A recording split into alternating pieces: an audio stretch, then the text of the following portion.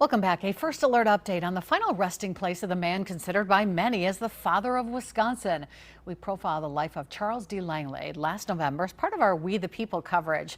The D. Langlade family, Charles and his father, Augustine, were part of the first family to establish a successful fur trading post in the 1700s on the east side banks of the Fox River of what is now downtown Green Bay. De Langlade died around 1800, buried at the La Bay Cemetery.